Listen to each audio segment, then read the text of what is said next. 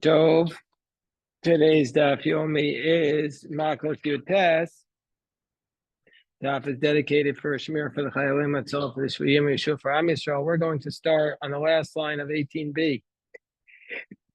Amar Avada bar Amar Rav Yitzchak. Bikurim, now on the top of 19a. Bikurim me'imasai mechayvin aleim. At what point, Rashi understands this question, at what point is a non-Kohen chayev misa liable for death for eating the bikurim? Meaning to say, at what point do they take on the status of truma, similar to truma, that if you eat them, you're liable for death? Tosfos adds on, and if you're a Kohen and you eat them outside the walls, that you would get lashes. So that's the way Tosfos understands it. So when are you liable for them? When they enter into the courtyard of the temple. At that point they become like the sacred status of truma, and the non-Kohen who eats the bikurim is liable for death. Rambam understands, in accordance with his typical approach, that Yiru Pnei Abayis means when they come into Jerusalem. We'll follow Rashi in our explanation here. So come on, this position that Rav Barada says the name of Rabbi Yitzchak, whom is it like? Ki hai Tana, like the following Tana, the Tanya Rabbi Eliezer Omer Bikuram Miktsasem Bechutz Miktsasem Ifnim. If part of the fruit, or some say part of the basket, is inside the walls and part of it is outside the walls, Shebechutz Harehen Kechul, and the part outside is like Chulin Chol Devreim, Shebifnim Harehen Kehektesh Chol Devreim. So when the stuff inside, they're going to be considered like they're hektish. But anyway, we see from here the idea that when they enter into either the Pnei Abayis, that area, then they have the status of Bikurim, that if you eat them, you're liable for death if you're non-Kohen. So now, says Rav Sheshes, Rav Sheshes, this goes back to a discussion we were having yesterday. Bikurim, hanacha ma'kaves behen, kriya ein ma'kaves behen. When it comes to the Bikurim,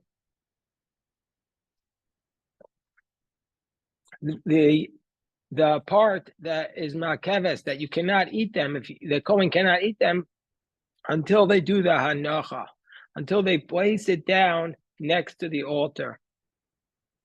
But the kriya, the recitation of the passage that you're supposed to be makra bikurim, that part of it, the Kohen would be able to read it even if the kriya, the passage about the Arami Oved Avi, was not yet read.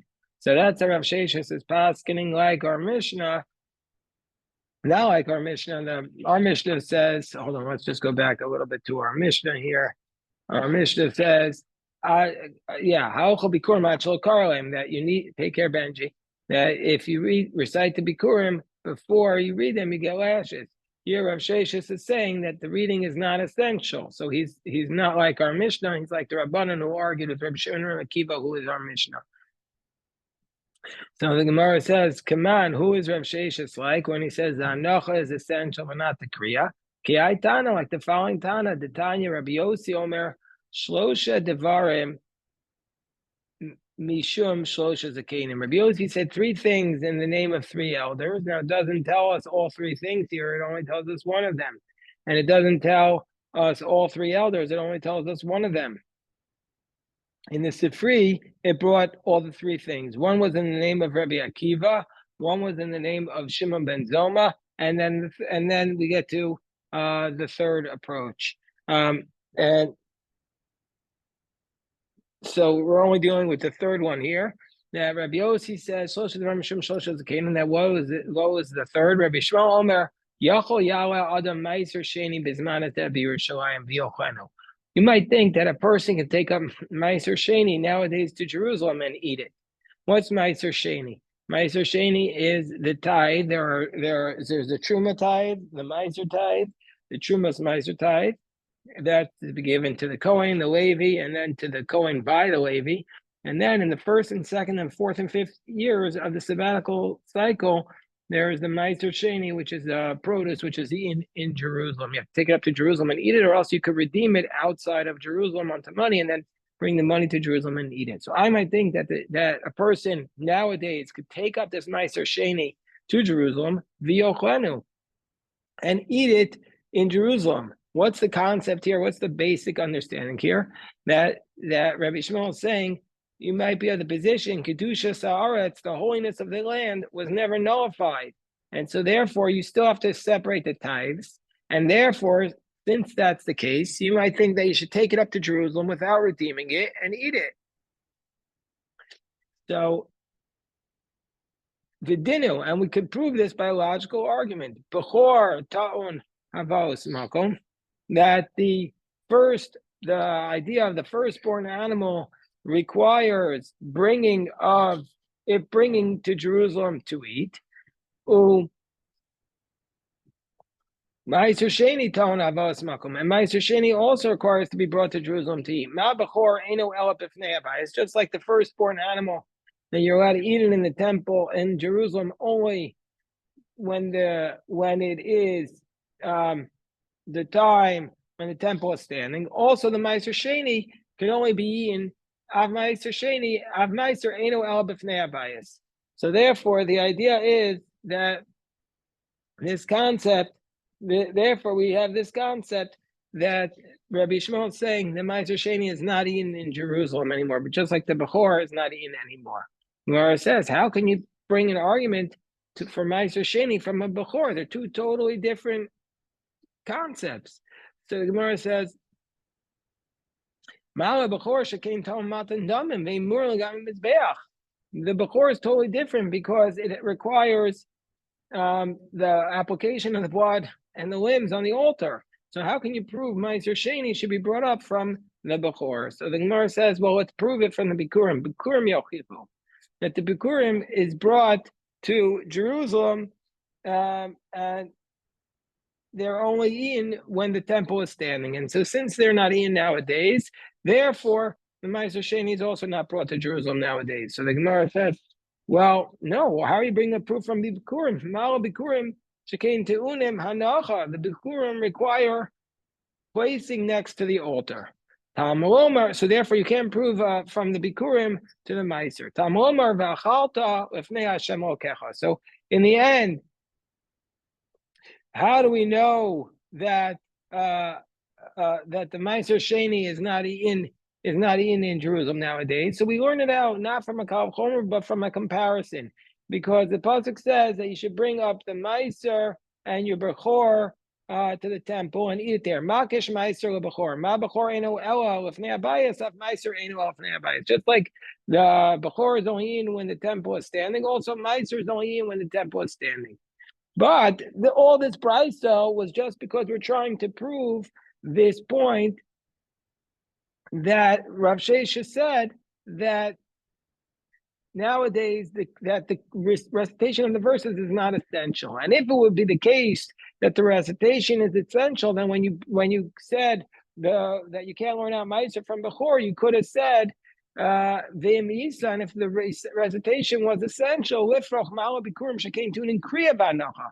That how can you learn from Bikurim to Ma'aser? Because Bikurim requires recitation and placing down. So for the fact that it doesn't say that, this proves that Kriya is not essential, and that's what Rav Shesha's point is. So Amar Rav Ashi rejects this as a proof. Rav Ashi says, Nihi the Ikuba, maybe even if the fact that he didn't bring it is not a proof, because he should have brought it regardless. Because even if the recitation is not essential, mitzvah mileka, of course, it's still a mitzvah to recite these verses.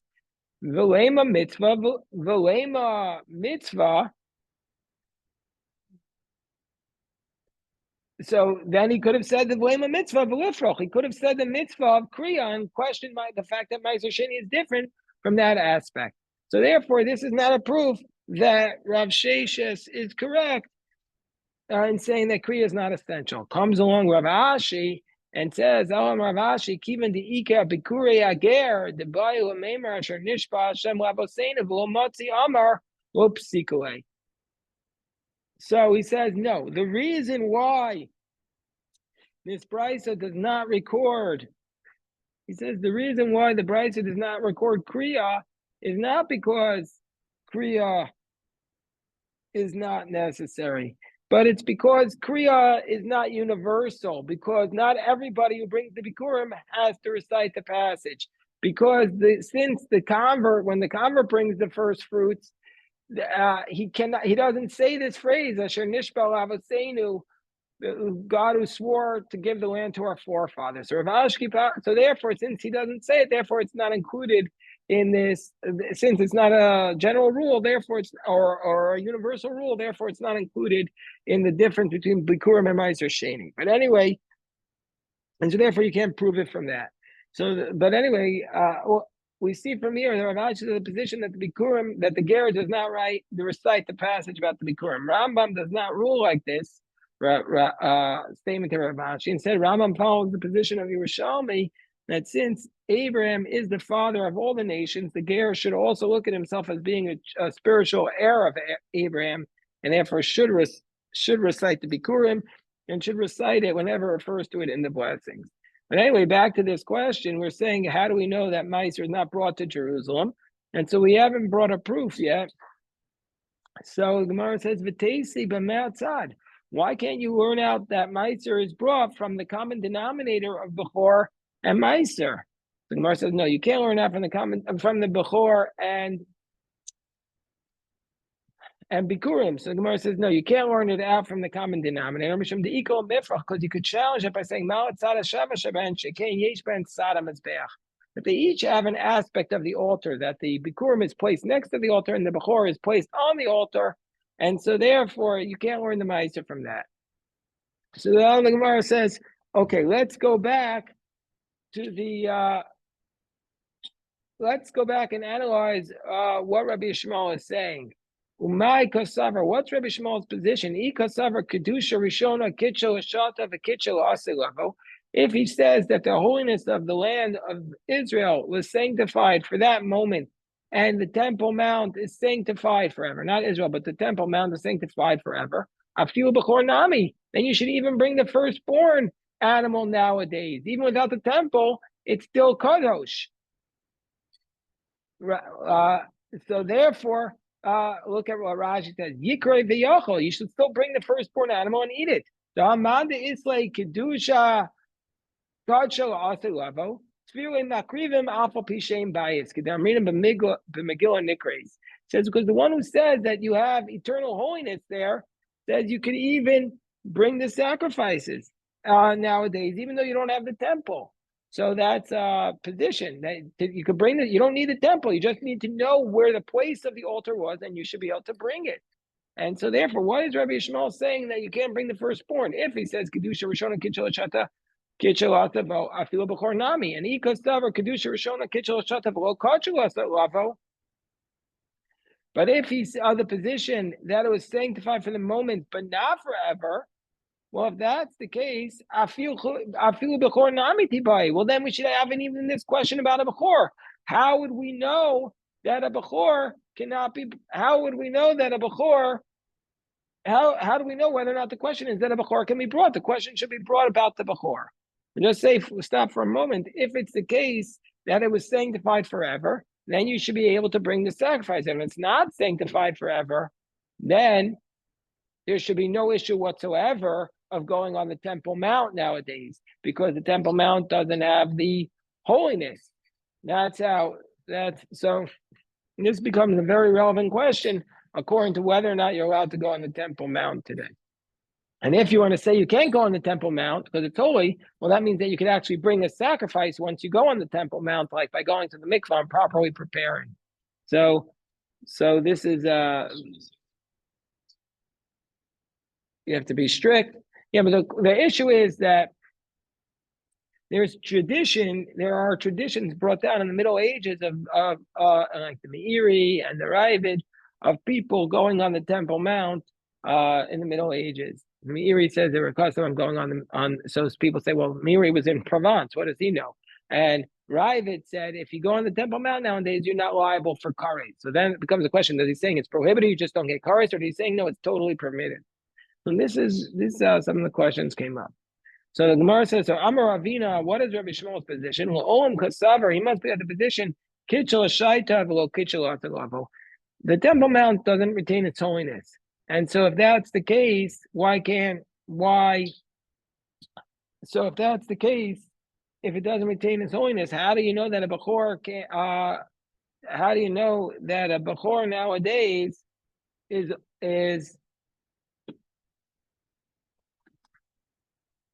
basically can't be eaten if it doesn't retain its holiness? So we're talking about a case,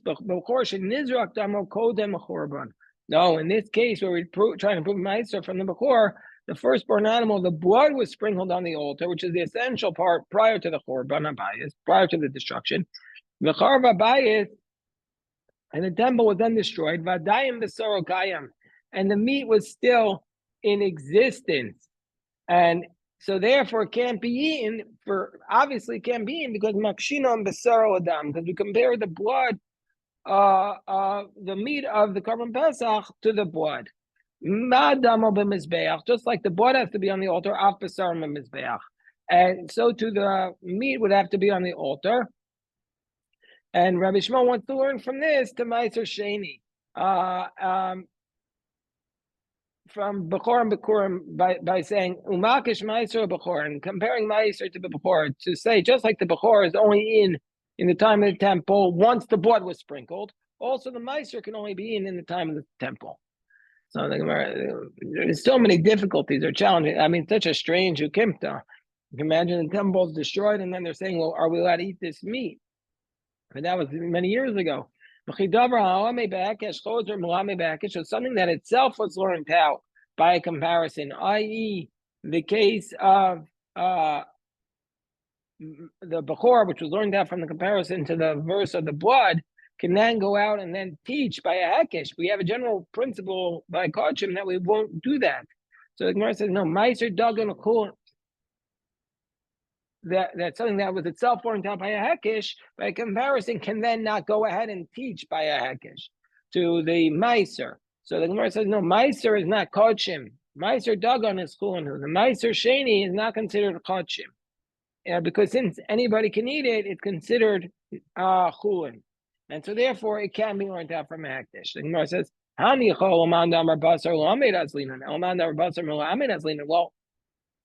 we're on top of 19b. That only works according to the one who says that we follow the one that was taught when we say can't we're not from a hektish. But if we follow the one that is teaching, then it's still teaching the Bechor, which is itself learned out from action. Michael Maimar. So he says, no, Damu Basar Chadam Melsi. No, he didn't learn out from Akish because the blood and the flesh are one thing.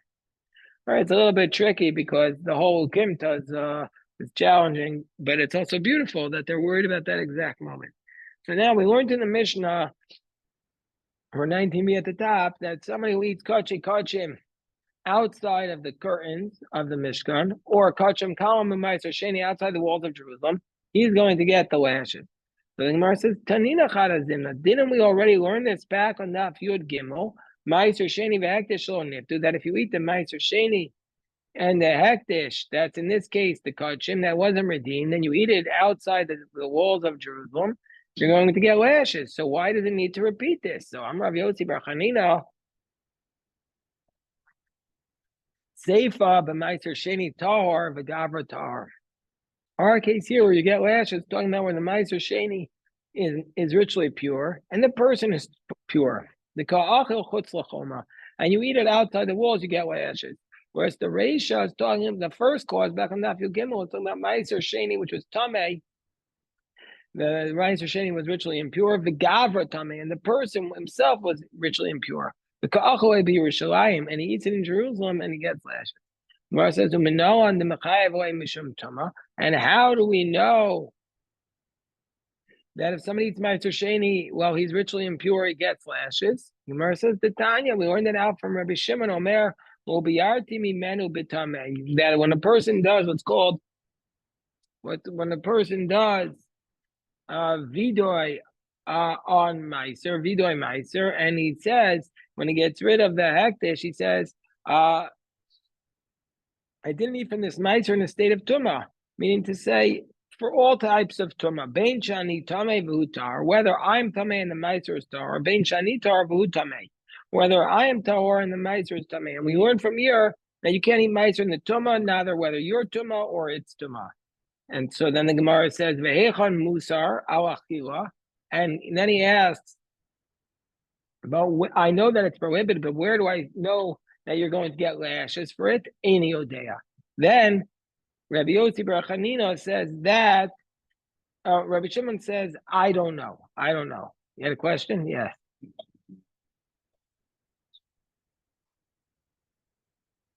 Because even if it's chulin, there is certain you're only allowed to eat it in Jerusalem. It could be eaten by a non-Kohen. In that sense, it's chulin, but there's limitations on it that you can only be eaten in Jerusalem. So how do we know that you can't eat it in the state of tumah, even though it's chulin? Chulin means non-sacred food. But even though it's not sacred, that only means it's chulin as it relates to kodshim. It's not like the sacrificial meat, which could only be which was offered in the temple, but it's not chulin in that sense that you can eat it while you're tamei or it's tamei. So the Gemara says,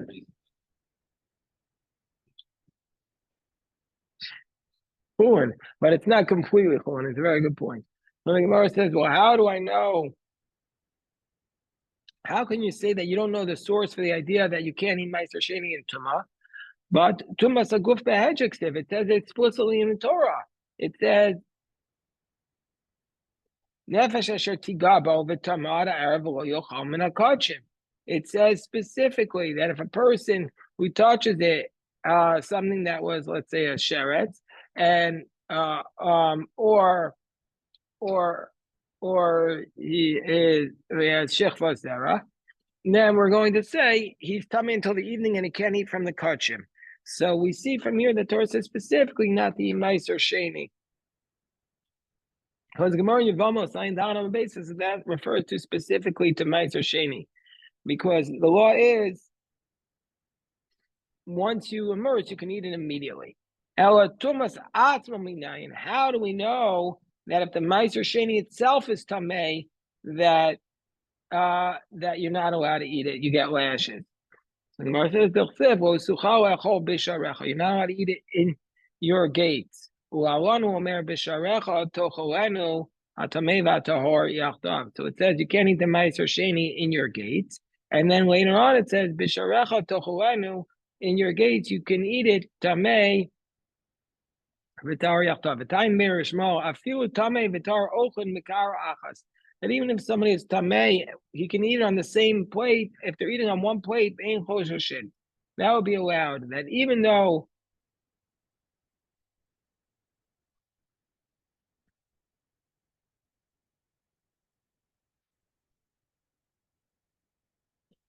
that tamei and tar can together eat from the meat of the bechor animal on one plate, and we don't have to be concerned because it's permitted. That even though a firstborn who has a blemish is not allowed to be sheared or worked in the field, nevertheless, you can still eat the firstborn animal in a state of ritual impurity.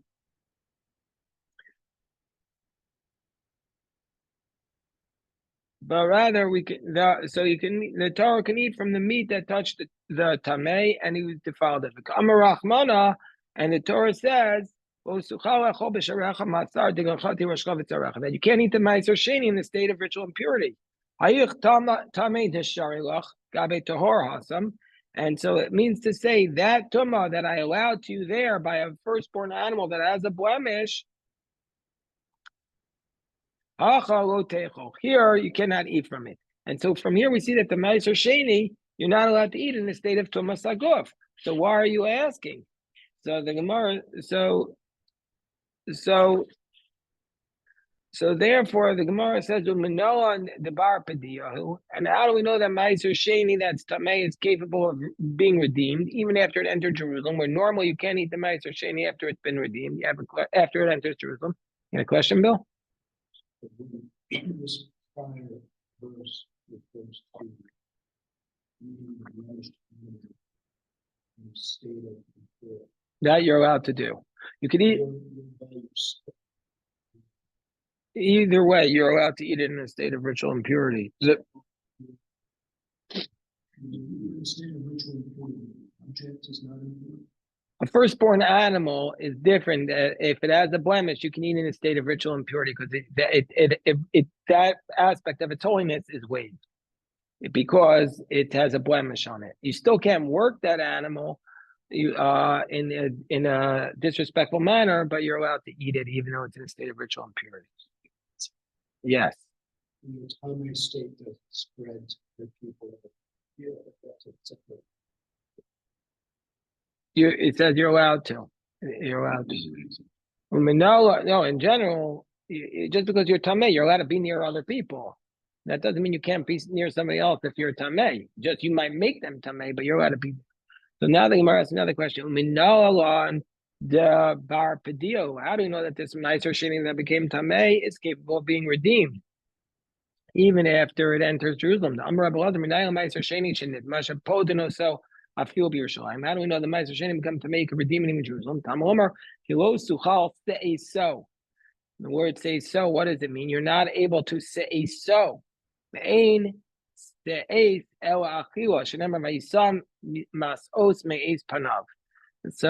therefore, that pasuk about Vayisam Masos Meis Panav, that refers to Joseph eating with his brothers. So it says that he took portions of food from before him towards them. So we see that you're not able to eat it. And so therefore, that if you can't eat it because you become tamei, then you redeem. Amar Bibi Amar Valti Minayel Meiser Sheni Tar Shapodino So Afilu B'Psia Achas Chutz L'Chomer. So Meiser Sheni can only redeem it in Jerusalem if it's tamei, but if it's not tamei, you can't redeem it once it gets to Jerusalem. So let's say you're one step outside of Jerusalem, can you redeem it? You say yes, because that's Kilo Suchol Say So.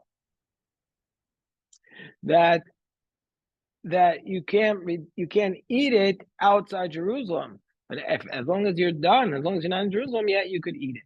Gemara says, but but this drasha we need so we need it for the teaching of Rebbe Elazar to tell us that if it's tamei, you can redeem it. Now Gemara says, no, imkain lei makra lo suchal ochlo. My say so is to learn both. Maybe the whole pasuk is teaching this.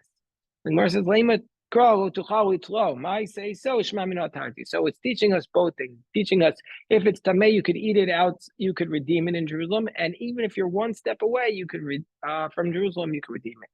So now we come to the Geshma question. So he says, Rav Chanina and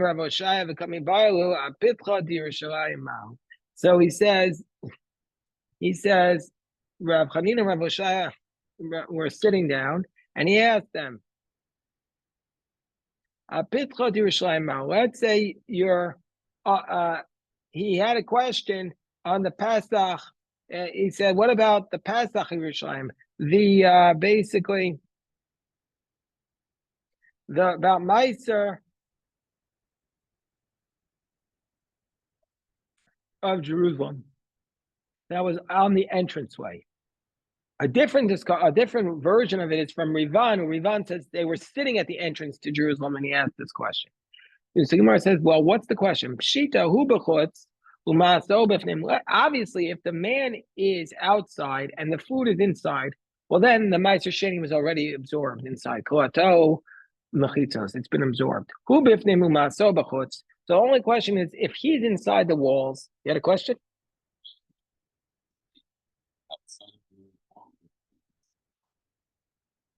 That's a good question. I don't know. I guess does the wall have the kedusha of Jerusalem? Yeah. Well, we have examples of them sending things up the wall of Jerusalem, and the wall is worth that. But it's a good question. I don't know about the wall itself.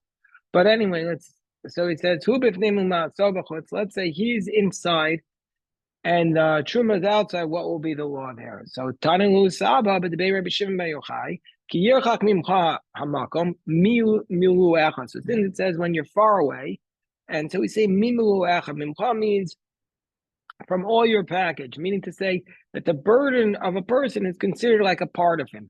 And so therefore, if he's inside and his knapsack is outside, then it's not considered like he's far away, and so he can no longer redeem it.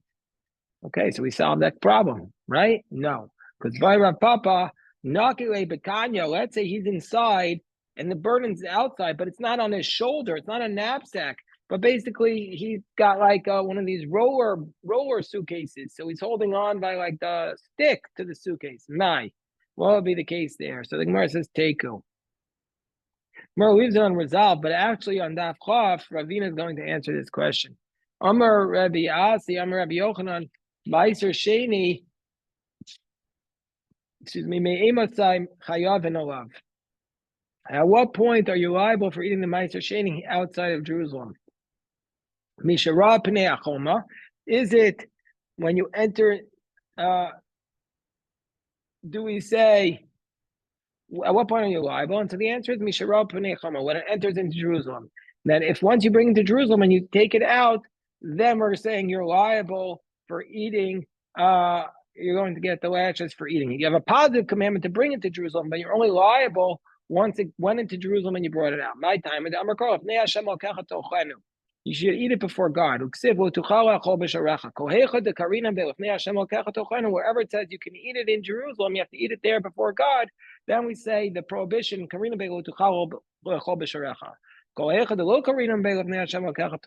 wherever it is not yet into Jerusalem, we don't say you cannot eat it in your gate. So the Gemara says, we'll stop here. We'll pick this up, God willing, on tonight and tomorrow for the daf. Yasher koach.